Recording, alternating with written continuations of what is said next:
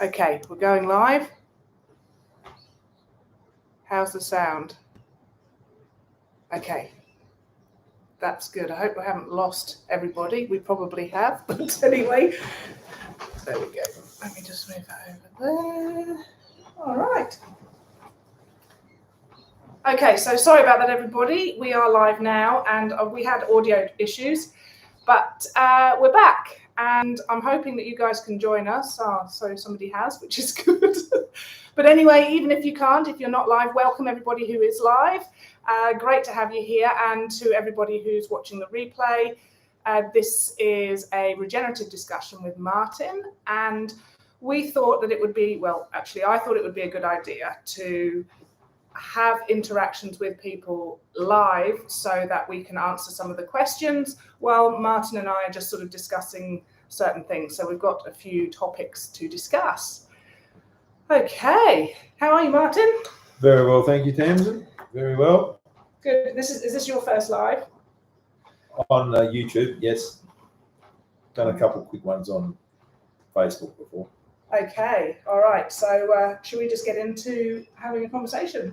Yeah, sure. But the one thing I would like to say is why we're doing this is so that our audience can be involved, and so we can answer, and it's not just answer. What we want to do is we want to create a robust discussion about your questions. That's where we really make some progress, is when we dig these things down, tease them out, thrash them out, and get a little more insight into what it is we're either doing or wanting to achieve, or just our regen journey. All right, so today, we've been on farm today, and it was great. And there was a question that came up in my own head about wireweed, because I'd never actually seen it before. And there are probably a few answers to my question, but once you have wireweed in your paddock and you are cropping, what are your, what decisions do you need to make, and how can you actually either prevent it or deal with the problem once you've actually got it? Yep. So wireweed is an opportunist. It likes plenty of summer moisture. Really gets wireweed going, so that's why it's coming alive there. Another part about it, it's a bare dirt weed. So if we've got bare spaces in our paddock and that sort of thing, that's the opportunity that it takes up. And part of what wireweed does is it just gets to and covers the ground. If it's left for a whole summer sort of thing, incredible ground cover, but it does cause a big drama when you're trying to do something with that field after, because it's called wireweed for a reason, and then it's just hard to plant into, or even if you want to sort of cut it up to be able to plant into it, then it's multiple disking, say, and that sort of thing. And even if it's sprayed out, when it's big, it can still, it's wireweed, and it causes you grief. So my thoughts with that was, you've got three options really. You can graze it, you can prevent it from happening altogether because it is there for ground cover, or what most people, or in the scenario that we saw today, not most people, is that you actually have to spray. And that's what we're trying to avoid, isn't it? Yeah, we wanted to, ultimately, my idea is with regenerative agriculture is that if we can get the sprays right out of the system, because there's negative effects from the spray any which way, even with the smallest amounts, especially in the biological system and that sort of thing. So we want to, the ultimate game would be to eliminate all chemicals out of the system altogether. But to do that, we really have to have a plan about how we're going to go about that, and a big plan that we've got to prove up ourselves as well, so that and make sure that it does work on the farm, for the farmer that we're doing this stuff with. Then part of that is principles in context. And if you read Gabe Brown's book or Nicole Masters and then Christine Jones' work and that sort of thing, plenty of these people will give you the principles. They've nutted them out and thought them out, so they're a fantastic jumping off spot to be. So, or jumping off place to start. So you go with the principles, and then that's Kim Dean's saying that principles in context. And when it's what context means is how it fits for you in your situation. So you've got to make the principles work on your farm. So with that in mind then, does regenerative agriculture work on broadacre? Because I have a thing about this. With regenerative farming, we know that certain parts of it do work.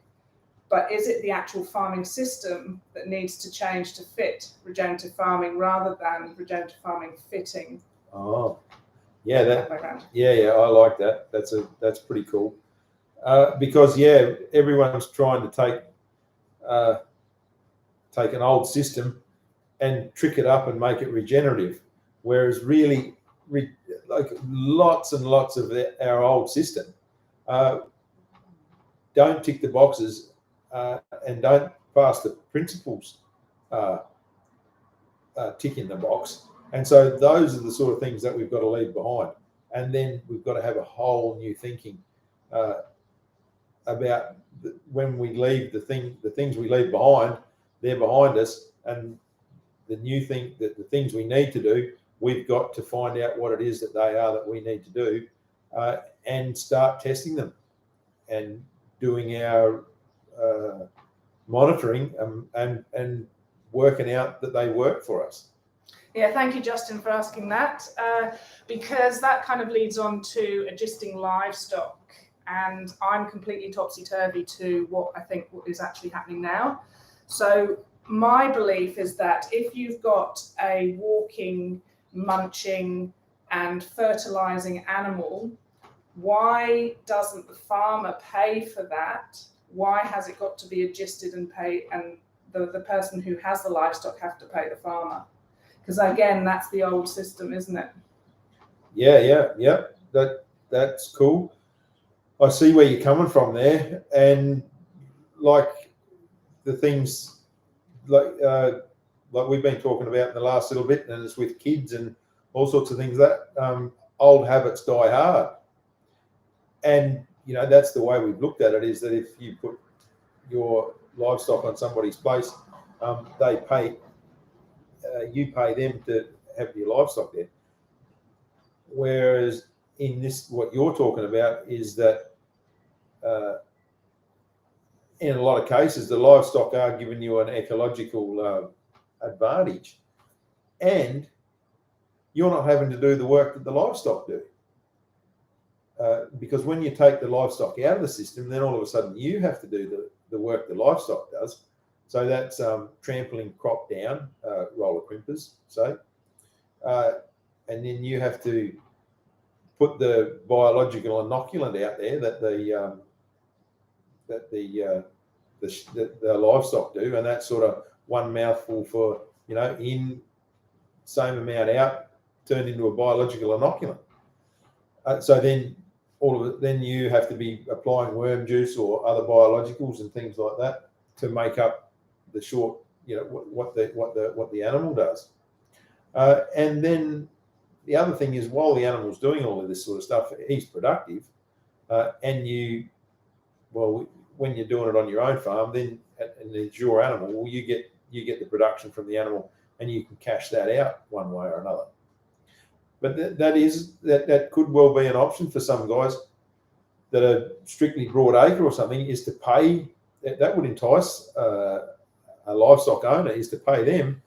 But when you're paying them too, you don't have to take your boom sprayer out of the shed. You don't have to run your roller crimper with diesel coming up to $3 a litre. Yeah, it would be interesting to do the figures, the pricings on just taking one field and just doing the figures and working it out and seeing if it would be that. I have mentioned this to cropping person, and they said that the livestock will spread the seeds though. The weed seeds. Oh, weed seeds. Weed seeds. Now, there is a big paradigm shift on weeds when it comes to regen.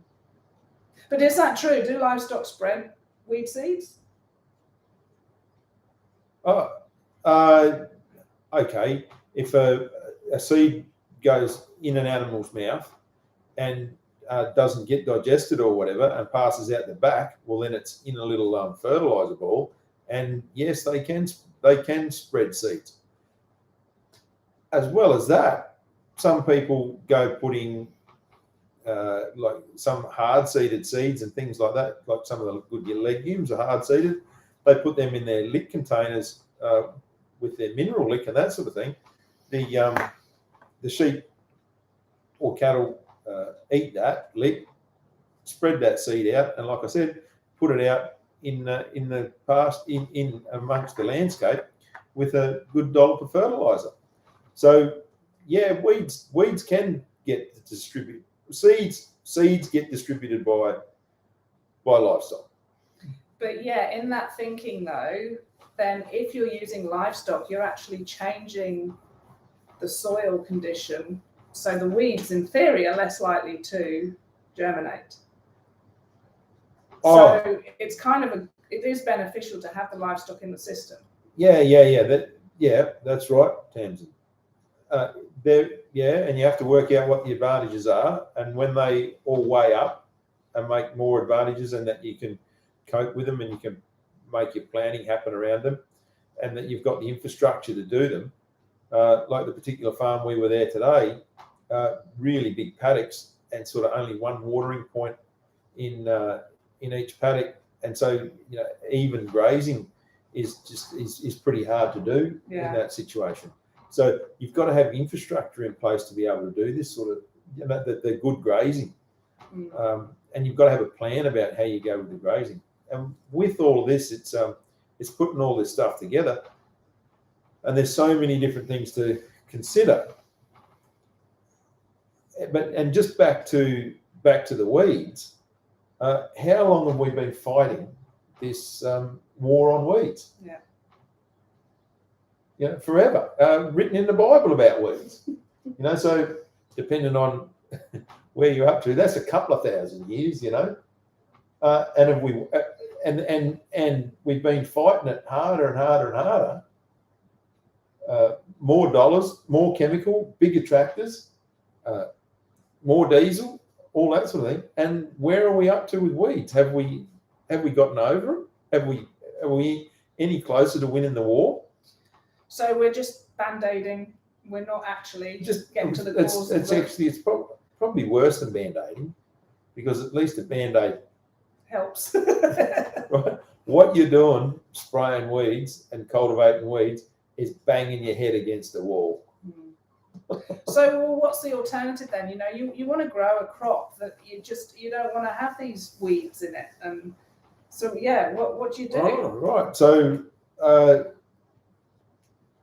how did we get the weeds? Probably mismanagement. Oh, right. What do we say? We got weeds by management. Okay. Right. So we isolate what management it was that gave us the weeds, and then we stop doing that management. How would that be for a start? Okay. So how are we going to crop then?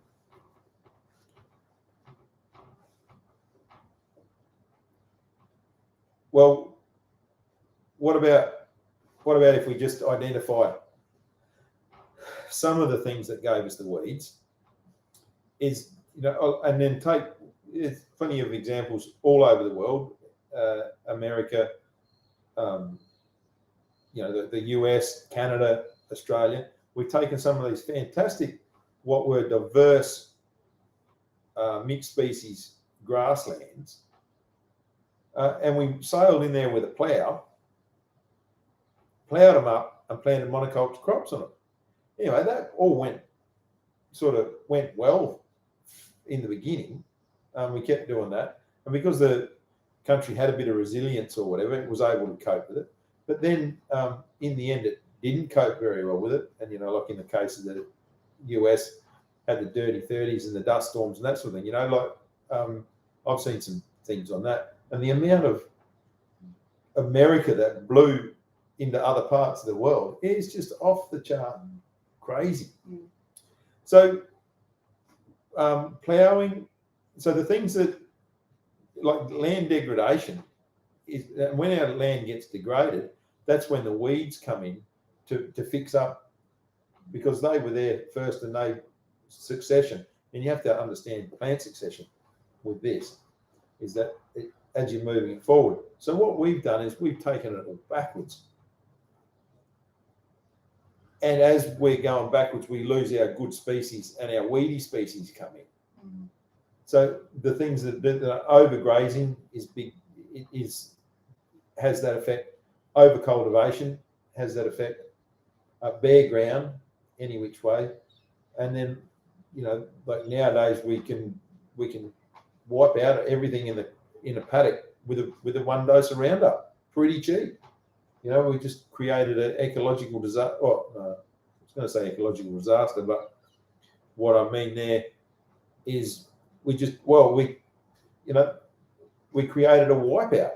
It's like dropping an atomic bomb on a city, just killed everything and everyone. So that's the scenario we're in now. And it does work because we keep feeding and we keep mollycoddling everything that we're growing, whether it's pasture or whether it's crops. Yeah. So how do we get out of this? What is it that we need? Justin asked about, does regenerative farming mean that we put different inputs on or take inputs out completely? That's really interesting. We can just change it a little now. Oh, but like, can I go back just a little bit? Tams. Yeah. Oh, yes. Yeah, sorry. Yes. Sorry. I'm busy reading. Tams is reading the chat instead of listening to the question.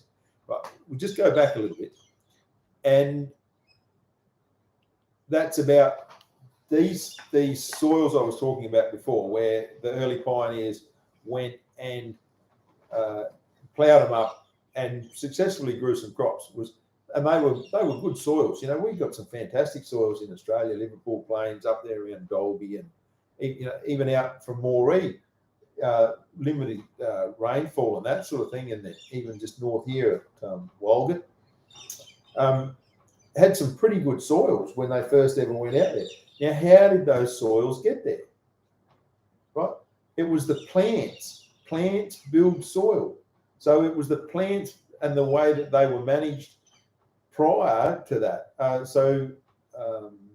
You know, the Aboriginals did do some burning in the system. Then there would have been, you know, lightning strikes and things like that. So there was some fire in there, not heaps of fire, more occasional. But other than that, the plants that were all there, there were some grazing animals in that system as well. It's a little different when you go to Africa and you go to North America. Yeah, but it was the plants and photosynthesis. That's what built those soils to where they were. So yeah, I think that's a Christine Jones one. Plants build soil. And then, you know, people, we're talking about inputs, see, and people say, oh, but compost builds soil. Yeah, well, tell me what compost was before it was compost. Matter, organic matter. Plants. Right, yes. Right. Oh, and then they say, oh, but put some manure out there. Manure builds soil.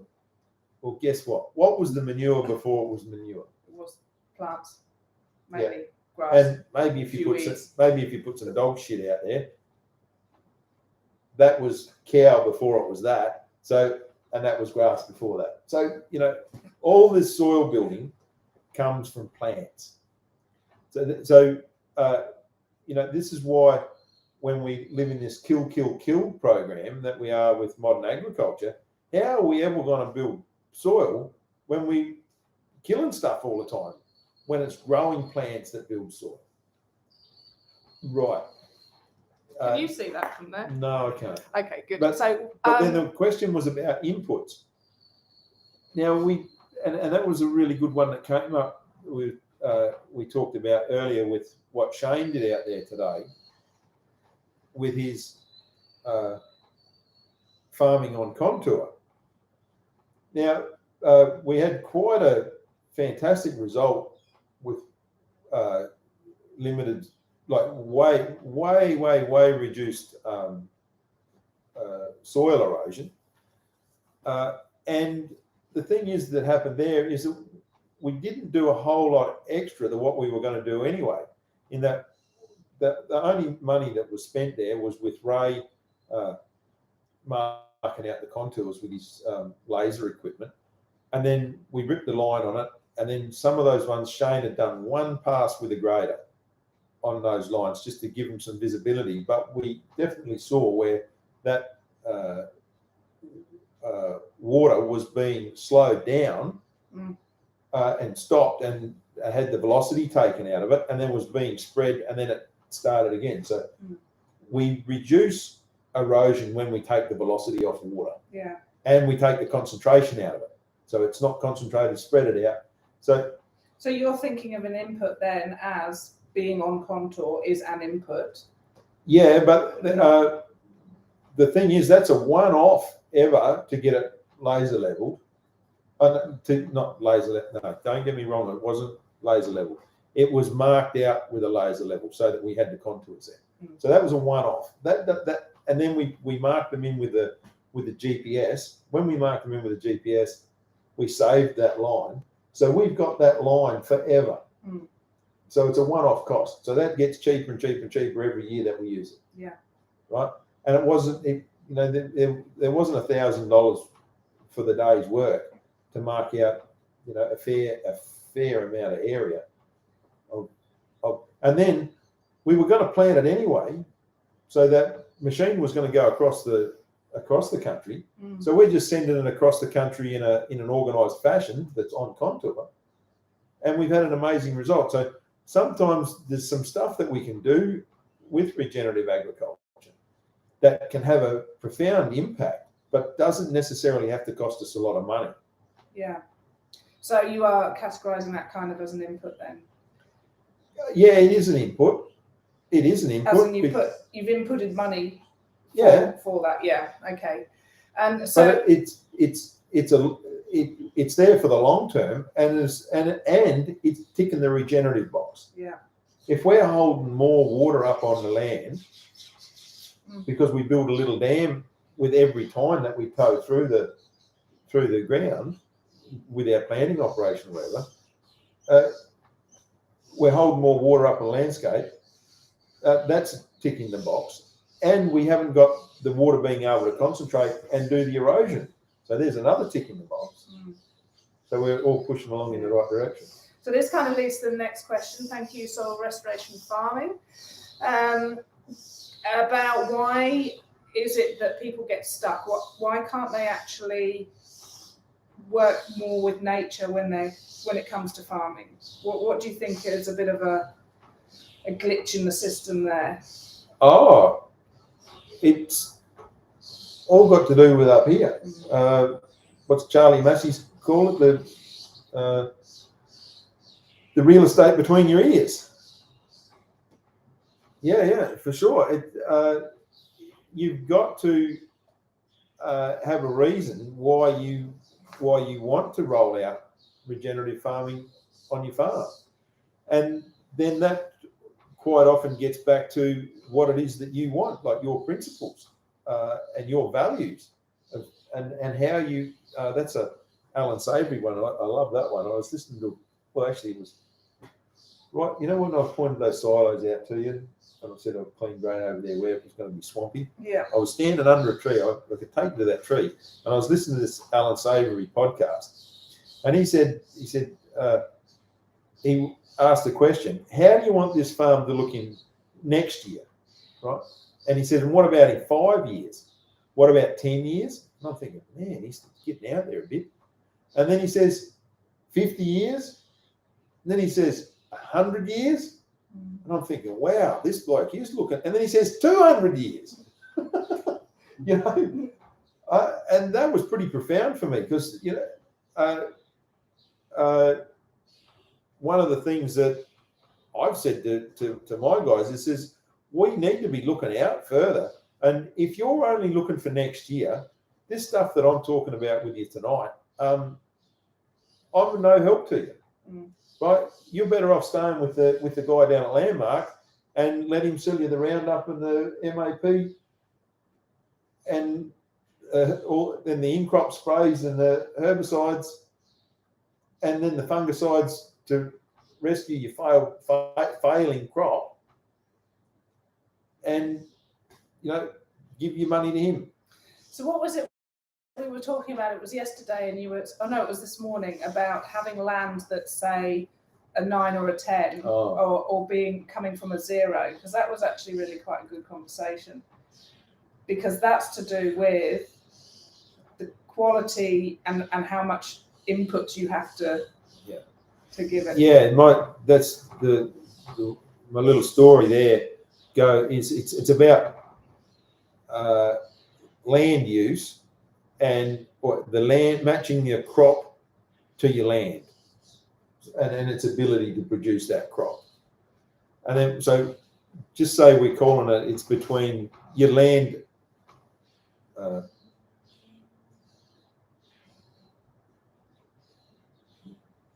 the ability of your land to produce the crop that you want to produce, right? We'll call it that.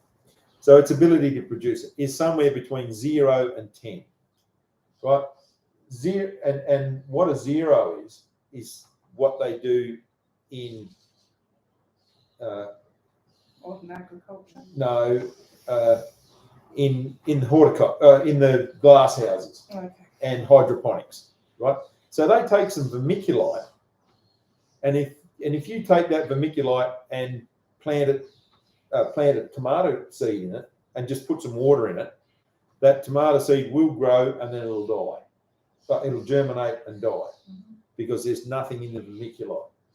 But if you go and add enough stuff to it and you work hard enough, you can add all the nutrient, and then you can put it in the glass house so you can control the environment, and then you pump the water and the nutrient through it and create a hydroponic situation. You can take it up and you can be producing tomatoes in a position that's not fit to produce tomatoes to probably a 7 or an 8. With a lot of hard work. Yeah. See, so what it is, you buy the 0 to 8, but then if you really analyse the nutrient density and things like that, those hydroponic tomatoes probably aren't an 8, and they're probably back at a 6. Right? But anyway, you can get it. You can with cold hard cash and hard work, you can take a 0 to an 8. And then we don't have all of those things that we're able to do in our broadacre farms.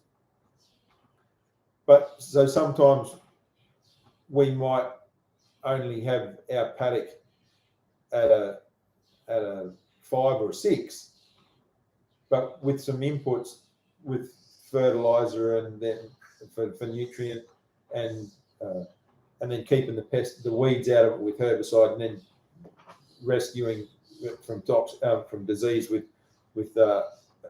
fungicides and things like that, we can pick it up. So what if we and then what happens with modern agriculture quite often is that when we're doing excessive cultivation and using more chemicals and that sort of thing, is that we're taking our match and our fit, and that's exactly what they did in the US. When they got to the dirty 30s, they started off at a 10, and then it went back to 9, and they put more and more stuff on it, and they drove it back to 8, and then 7, and 6, and 5, and then when it got back to 4, that's when it all blew away. Left. So no thanks. So and then after that they sort of maybe built it up a little bit. But the thing is if the less our crop is suited to our land use ability, the more we have to bolster it, and that always costs money. Yeah, I've just had a question from Lindsay. Thank you very much. Sorry about you missing the beginning. We had audio problems, so we had to restart. But she's saying that, or he, sorry, but with our understanding of nutrients that plants need currently, we still can't compete with a healthy ecosystem, soil system, even with unlimited dollar inputs. Read that to me again, please. So with our understanding of nutrients that plants need currently, we still can't compete with a healthy ecosystem or soil system, even with unlimited dollar inputs. So no matter what we put on in the synthetic world. Yeah, I totally agree. I'm sure that's where we're up to. I totally agree. Right, and that's my point there. Right, is that we've been able to drive our system back with make it less able to cope with the crop that we're growing. So then we have to put more things on it, and the gap's getting wider, and we're not sort of winning. But then with regenerative, because what we're doing there is, say we're going back that way, that's degenerative. We're degenerating our soils. Right? What about when we take the lesson, how did those soils get there? It was plants and time and photosynthesis that built those soils. Well, that's how we move forward. So we've got to stop killing stuff and keep growing stuff, and then get that moving up until we get to, like you say there, is that we don't need the we get away from a failing system that's not doing very well, and we get back to a natural system. But then just the dumbest thing we do in modern agriculture, the dumbest thing we do is grow monoculture crops. And a lot of the times we grow in monoculture, it's just for the grower's convenience, and it's not taking into consideration anything else. If we take into consideration nature, nature doesn't grow in monoculture anywhere. So this is where there's a whole mind shift. And this will lead into that multi-species cash crop, because there's different interpretations of it, isn't there? So going to Russell, if you haven't watched Russell's video, are you okay? Just Lee's put another something up there. Sorry. Okay. So hydroponics can't compete with the natural ecosystem. I would say no. Yeah, hang on. We got to make sure we understand what we're saying, and we're saying what we want to say. Hydroponics can't keep up. Will not produce the nutrient density in the food that a well managed natural system will. And when I say well managed, is to manage the system well, it's all about diversity. If we grow, and that's the permaculture stuff. And then what are the other guys talk about? Chaos garden. Chaos garden. I think you're doing some of that stuff, ain't you, Tim? Yeah, probably. If it's got a name, that'll be it. By design or by neglect? Well, at the moment it is by neglect, but yes, no, design. Yeah. But the chaos garden, and those guys, they throw anything and everything out there and just see what the hell grows. And if something's good enough to come through it all and survive, fair chance it'll be pretty tough. And that's it. But the conditions were completely right for it. Yeah. So that's how the whole point of going back to this multi-species thing. Yeah. So when we look back on those grasslands that it was, and we've got to be a bit careful about grassland. We're calling them grasslands, is because when we call them grasslands, we think it's only grass. But those diverse grasslands had herbs, forbs, legumes, and grasses all growing in there, and a huge diversity of it. And that is that's the conditions that built those soils to the standard that they were. So, diversity's king. Diversity's right up there. Yeah. So Lee's just put, even on my porch plants, once I learned the soil health principles, it dawned on me that I needed to add diversity in the larger pots and cover the soil with mulch leaves. Soil principles apply.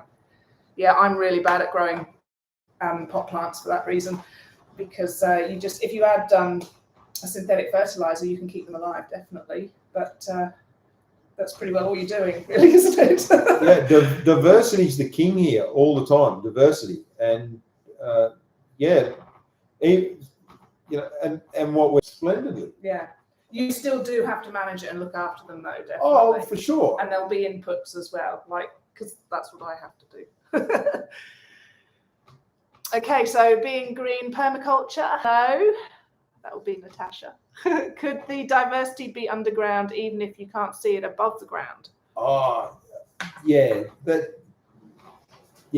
absolutely is the answer there. And that was, I'm sure that's Christine Jones' Cole Sice work when Cole was doing grazing and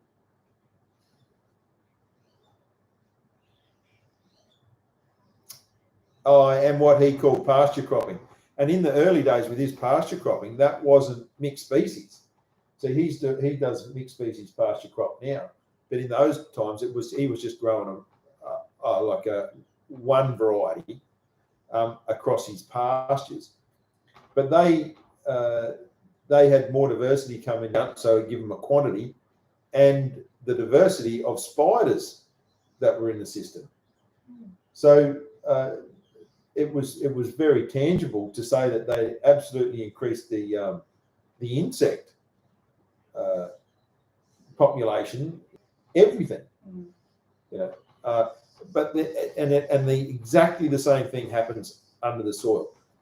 Is that the more diversity we've got in our plants, the more diversity we've got in the biology that's living on the roots of the plants, because the plants and the biology work symbiotically. They work together. So, some plants won't have some biology and some other plants will. But then that's when it starts that's when it really takes off. It's like true collaboration then. Oh, yeah. Absolutely.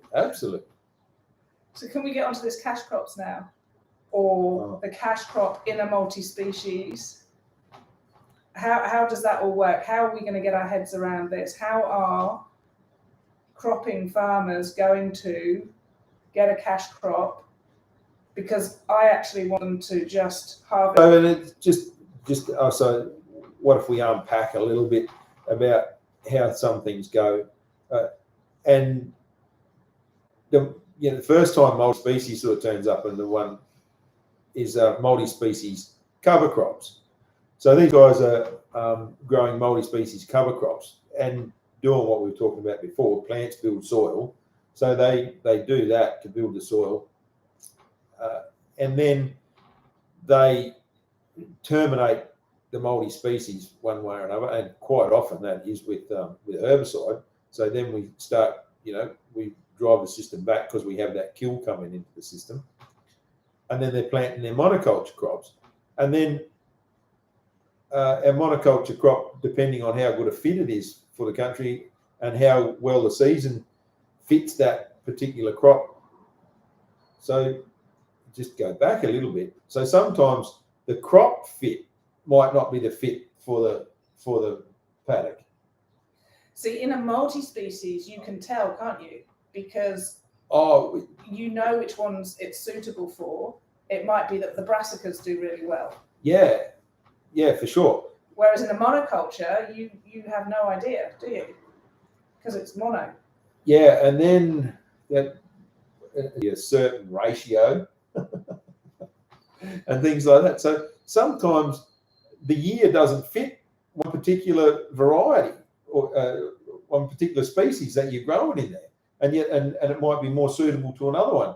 So one way. So, but like if you've got a monoculture crop there, and it's not a good year for that particular variety or species that you've got there, you can do a lot of work for nothing, or not much result. Yeah. So going back to a cash crop in multi-species, how do you plan what your cash crop is? Do you say, right, I want to grow wheat in this multi-species and harvest it like you would a monoculture, or do you plant the multi-species and harvest whichever one is the strongest? Oh, well, the stuff we've done here, we plant them all together, then harvest them all together. Right. It's because it's hard. Well, then there's some fancy stuff goes on, like you see those boys over in the US, and they grow wheat and soybeans together, and then they've got a fancy planter, fancy harvester that divides one off and leaves it behind, and they harvest one, they harvest the wheat, and then that's where the real tracks of the combine go, and then because the soybeans are still green. So did they offset it or not? They just managed to leave it behind. Yeah, the header front parts the way, harvests the wheat, and leaves the soybeans behind, and then the soybeans ripen up a little bit after that, and they come along and harvest the soybeans after. Okay. Oh, but then my brother in Canada, he had wheat, and he undersowed it with lentils. And what he did was he run across the top of the wheat and took all the wheat heads, and then he come along and let the header down and harvested the lentils that were under the crop. So he did 2 passes there. So these multi-species though are just 2 crops, aren't they? Those particular ones were. The ones we're growing out here, we worked out where we plant 4 different species together. Yeah. And harvest them all when they come in. And so they just ripen at the same time? Well, way back in the beginning, we were wondering about that, and then we were, getting all wanting to try and look at everything from every angle about what was going to do, and what might fit, what might not fit. And then anyway, we put them all out there, and we're watching it. No, it's not ready yet. Watching it, not ready yet. Watching it, not ready yet. And then it was the last crop that we harvested, but everything came right, and everything came in the header box. And there didn't seem to be any losses of anything. And was that just a fluke, a one-off wonder, or no? That's the way. Repeated. Yeah, we've repeated it. That's how it happens all the time. So, and that makes me think, that's how just our little test about this quorum sense is that once the crops all grown together and it becomes one. Then it behaves, and the either plants talk to each other, or anyway, the biology doesn't matter what it is. They all come in sync. There is an exception though. Is quite often if we plant barley early, and I think it's the modern varieties, because they've all been had any amount of breeding done on them, the modern varieties. But the barley seems to come up and go to head earlier than everything else. So it's out in head a long time before. But every time that we've had it there, when we put the header into the paddock, the barley still comes in the header box too. So it just holds on. Yeah.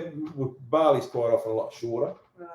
And then because you've got a taller crop growing in amongst it, then the wind's not blowing on it or anything like that. So the wind doesn't make it lodge. And anyway, it comes in the header. So we just got Billy Baz. I will assume you are all familiar with the 3 sisters. So, yes, I'm just thinking, I can't remember the third one, but it's corn. Yeah, corn and a legume. And then it will be a ground cover. And a cucumber. Yeah.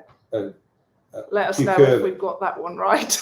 Because, one grows up the corn and, So that's a multi-species. So there was a pretty...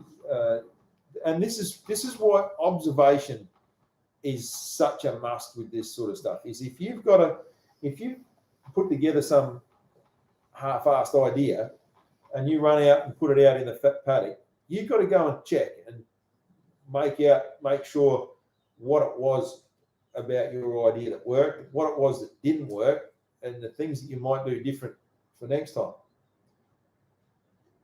And so this was a really interesting observation that Ben Smith had down there this year, and he took me and showed me.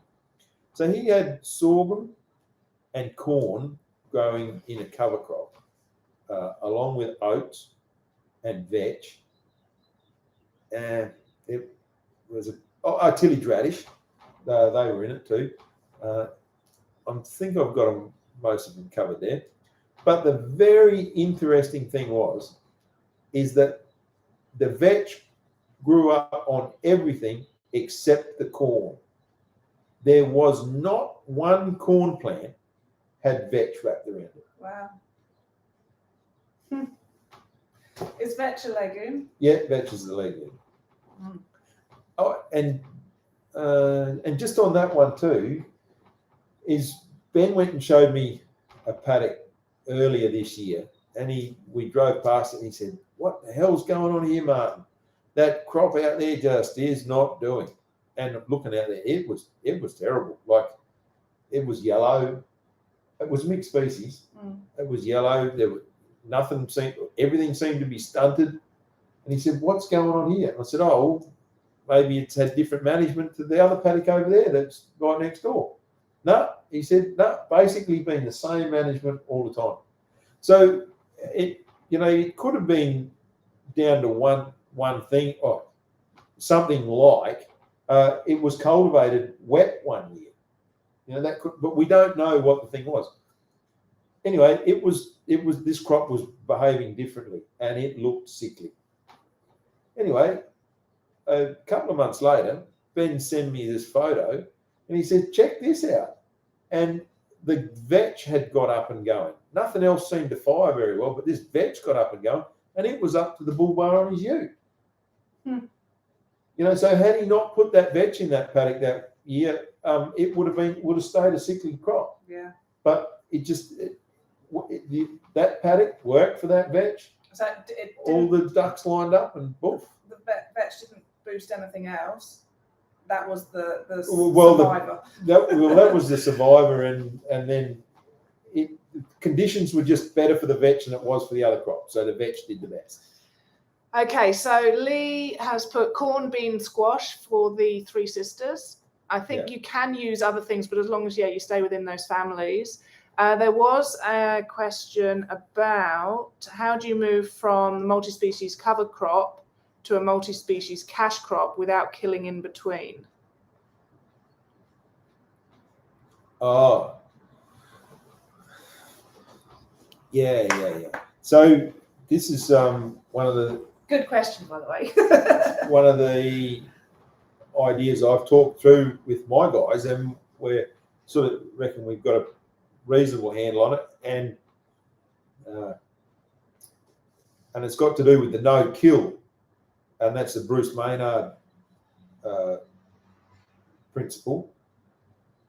And with no kill is you have to plant and be at the beginning of the season of what you're going. And so another way we look at that is that,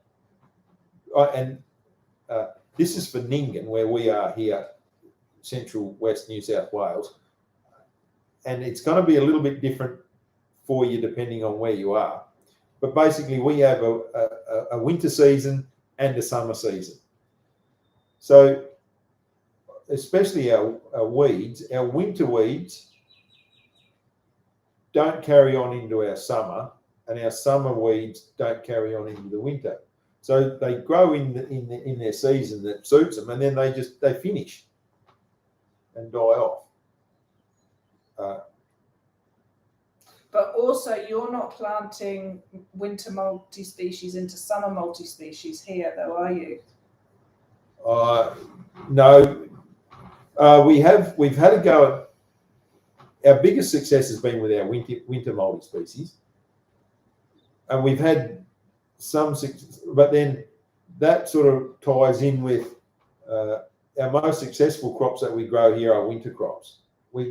Guys have had a bit of a go at growing summer crops sometimes, and you've got to have all the ducks line up to get a summer crop off. This is traditionally winter crop country. Okay. So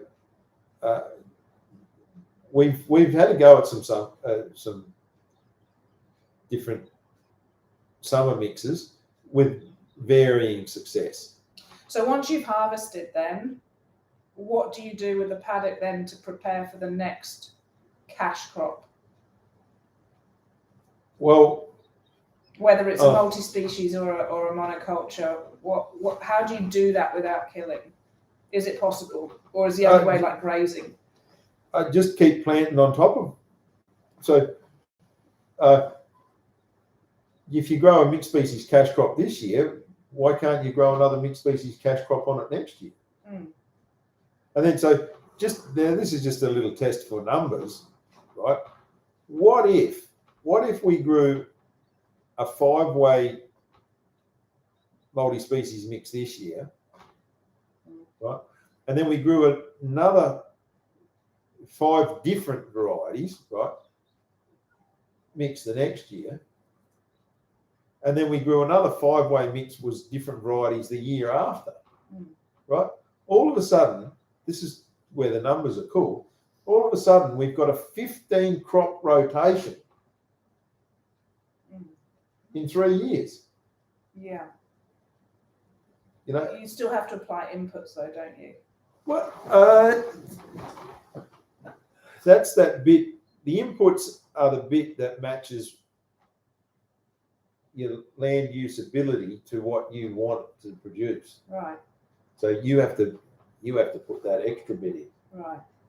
But that's where the important thing. What about if you build your soil, right, and get it functional and get all this sort of stuff happening, so that you have less inputs, so that the crop is more and more suited to your country all the time, and you don't have. Then you can back off on the inputs. So we really want to get it up to 4% carbon for it to all be doing that. Oh, absolutely. Yeah, carbon. Yeah, carbon's another whole little baby. Okay. I don't know whether I'm going to pronounce this name right. Sarbushki Singh. Hello, I'm from North India. We are really small-scale farmers growing only 2 crops every year, rice from June to October and wheat from November to April. We have 60 days window from mid-April to late June. Because government only gives minimum support price on these 2 crops, but if in that 60-day window we could cover crop and go no-till on both wheat and rice.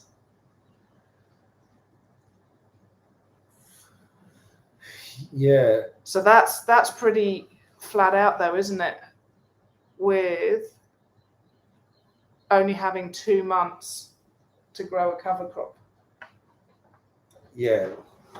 Yeah. Look, I'm really, I'm reading into your question. I'm hearing your question, and I haven't really got enough information, and I don't know your situation well enough to be able to comment a whole lot on it. But let's get back to some principles and back to the thing is plants build soil. So if you're going to grow monoculture crop and then another monoculture crop, and it's only a 2 monoculture crop rotation, you're going to have to be putting stuff in, and it doesn't sort of tick the natural farming box. You're going to be having to work harder than what you need to in the long run. Yeah, and you know, yeah. Look, it's fraught with danger what they've done in the US over time with the government support and crop insurance and that sort of thing, and with a lot of the bottom line with that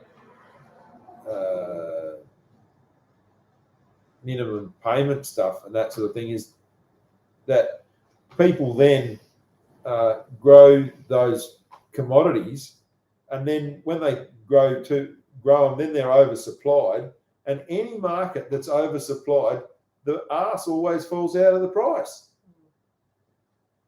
That's the trouble with the commodity market. Oh, and what are farmers famous for doing? Overproducing the market. And then they wonder why the arse fell out of the price.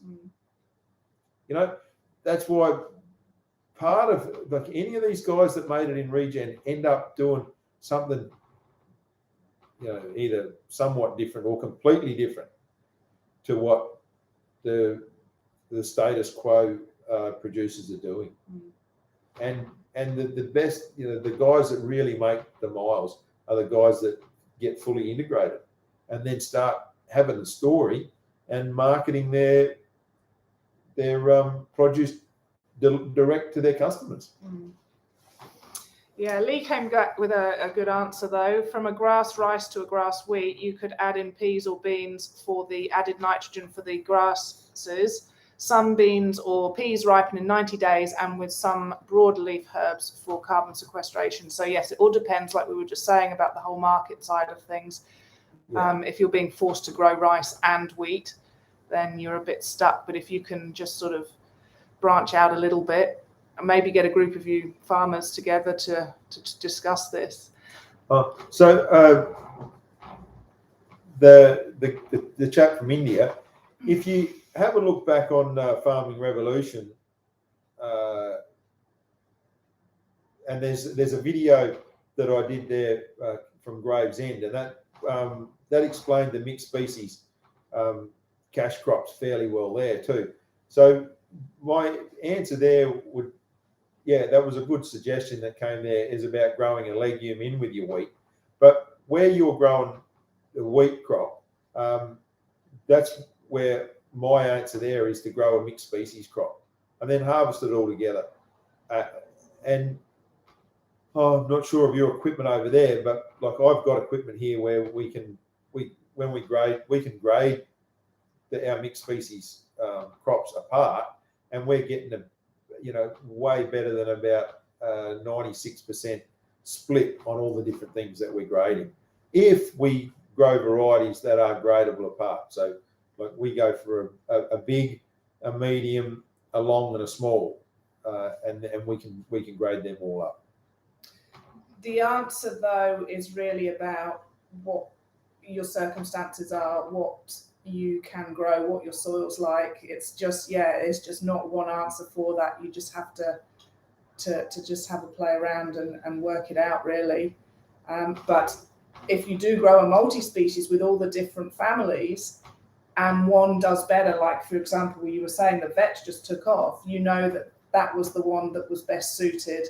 And it will also tell you about your soil as well, where it's lacking or where it's in abundance and those sorts of things. So there was just another one from Sabushki. Is there any hope for us to get usual average yield without using chemical fertilizers? We are getting 3 tons per acre for rice and 2 tons per acre on wheat, but our soil weakening yields are less. I think it means the soil's weakening and their yields are less. Well, yeah. Yeah, like I said when we started, did I say that? A very, very important part of all of this, and with the regen, and that's, so let's talk about regeneration. The word regenerate, part of what we have to do is we have to regenerate our thinking. And regenerate, if you're going to regenerate your thinking, you've got to have new thinking and more thinking. And so that's where this whole thing about having robust discussion with people who are, that will want to have these discussions with you. And getting a support network and getting some of your friends and chasing up guys who do, and having mentors and getting people around you that and that's another one that I say to my guys is you've got to exercise your think muscle. Like they all want to do exercise, pushing weights or walking or whatever, but sometimes it's exercise thinking. We've got to do that too. And the word regenerative, or to regenerate, it's a verb, and it's a really powerful word, and it means to make better. So we can't be sustainable until, with our degraded soils the way they are, until we regenerate up to a certain level. We can continue to regenerate for as long as you like, but really we need to get up to that sustainable level by regenerating. And and still go beyond sustainable too. Yeah. Like that, we've got to sustainable only keeps us feeding the current population, and if we're going to have population growth, and that we need to be regenerating our soils so that they will produce more. Yeah, more better quality, not more as in yield. Well, yeah. Yeah. Could you grow an edible legume and possibly sell it locally to increase financial viability? That was from Being Green Permaculture to Sabuski. I hope I'm pronouncing your name right. I'm sorry if I'm not. And Lee said, perhaps plants surrounding the field with nitrogen fixing trees on smaller plots. So yeah, planting around natives. Actually, that's one thing I have noticed. Although the broadacre paddocks here are humongous, there are hedgerows, and quite thick hedgerows, not like British hedgerows, but what do you call them? Tree lines. Tree lines, yeah. And I've been really impressed with the amount of natives that are surrounding these massive paddocks. And there are a few trees in the middle. But do you know that, I'll just tell you this, because I learned this at a beekeeping conference. So you have these trees planted in the middle because you think that you're being eco-friendly and environmentally savvy. Well, just for example, a skink can only see 100 meters. So if your tree is 200 meters away, his little world is only that one tree. So they basically die off anyway. Yeah. Shane Joyce did some fantastic work a long time ago up in Queensland, and there's documented evidence that shows that, like grazing grasslands, it is an advantage to have 25 to 30% tree cover in those grasslands. And it's been documented that that's where the sweet spot is. And yet, Queensland, when they threatened them with those tree clearing laws, guys just raced out and bought, Caterpillar bulldozers and big bits of chain and pulled down as many trees as they can so they could grow more grass. Really interesting, because I've just been on Richard Makeham's farm, and he just couldn't stop telling me about the grass growing underneath his trees. He was like, look at this, and you could actually see a visibly greener circle around the base of the tree. Well, sorry, around the canopy. There's a few other things go on with trees too, and some of these Australian natives can be a bit hard on moisture, but then some of it's other management that goes in it as well. I think it affects the mini micro climate. The really little one that's under a tree. Because Peter Andrews talks about that. If you've got your landscape function happening, you're actually creating a microclimate within your own property because of. And with this, like, we can form all these little theories, right, about what we've got. But we've got to test our theories too, and we've got to make observations and things like that. Sometimes at Ningen, why it's so tough and there's nothing growing under the tree is because that old tree was the only bit of shade in the whole paddock, right? And those poor old animals that are out there at Ningen on a 43-degree day, they get out there all camping under that one tree. Absolutely. Right? So then it's overgrazing and compaction and some other things is what's going on under that tree. And you can't then be blaming something else. You've got to well, give the right thing the right blame word, but it's not just about the blame game. It is you've got to really work it out what it is that's going on. And it's quite often not the first thing that comes into your head that's going on either. All right, we've actually been here for just over an hour. So has anybody got any other questions? Because I do have more lists, but I think that we're probably good to finish. Do you think? Well, are you happy, or do you want to carry on? I'm happy. No, this has gone fantastic, and I'm really happy that this is cool. Is that the people have come along with their questions, like about Martin telling you how to do it. This is about if if you've got a question, put it to us, and we'll help you think through. So yeah, no, really happy, and it's fantastic that people that have come along, and we're here. We're here for you guys at the moment, and if you interact with us, we'll do this more. And there's never just a one right answer. That's the thing. So the things that we do suggest are just suggestions, just to get that think muscle happening, and sowing a few seeds, and just getting an interaction together and collaboration. And we've all got to just look after each other and support each other and come up with just ideas outside the box. And that's basically it, isn't it, really? Yeah, just check that chat there. Okay, so that's Billy Baz.